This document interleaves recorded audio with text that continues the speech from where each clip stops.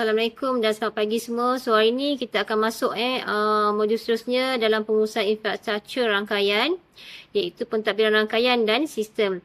So senang kata, hari ni kita akan belajar macam mana kita nak jadi bos ataupun doktor kepada rangkaian komputer supaya internet siasat laju dan tidak rosak. So sebelum kita pergi jauh, kita kena faham konsep asas kenapa kita kena tadbir rangkaian ni. Bayangkan kalau jalan raya tak ada polis trafik, tak ada lampu isyarat, apa akan jadi? Mesti banyak kemalangan dan traffic jam. Betul tak? So sama juga dengan internet. Kalau kita kena uruskan supaya rangkaian kita tak down ataupun mati tiba-tiba. So apa itu pentadbiran rangkaian? So okey, apa kerja seorang network admin ni sebenarnya? Ada 4 benda utama. Yang pertama adalah merancang.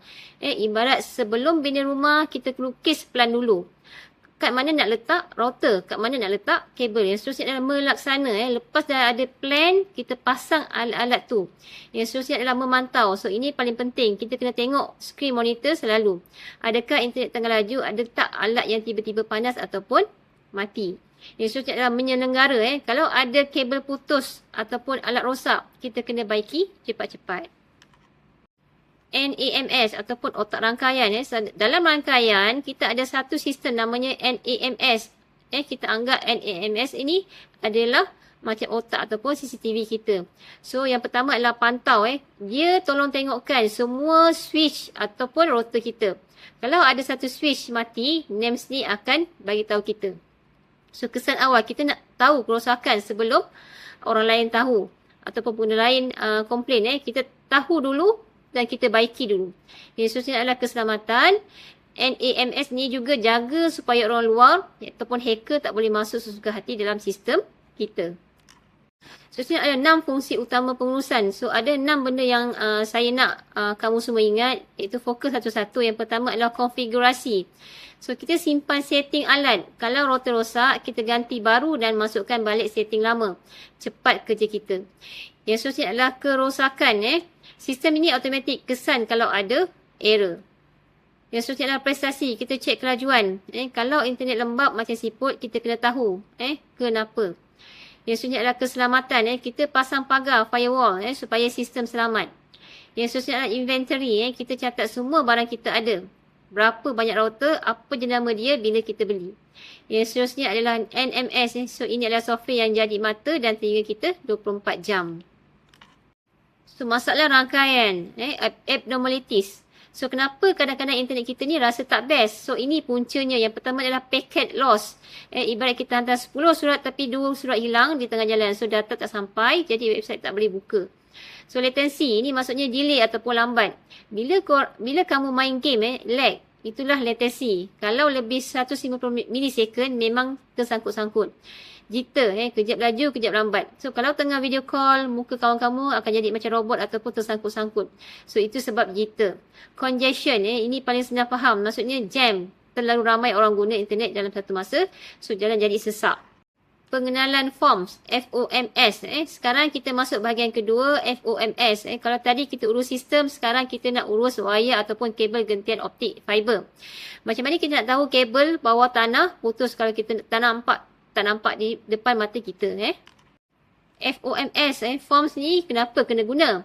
So, kabel fiber ni halus macam rambut tapi panjang berpuluh-puluh kilometer. So, kalau putus kat tengah hutan, macam mana kita nak cari? So, dengan forms ni, kita boleh kesan pantas. Kita dapat lokasi tepat. Contohnya, sistem cakap kabel putus pada meter ke 500. Jadi, kita terus pergi ke sana sahaja. So, tak payah lagi gali semua jalan. Ini menjimatkan masa dan status siasat update dalam komputer kita. Cara forms bekerja. Macam mana dia dapat tahu ada fiber yang putus. So, ikut timeline.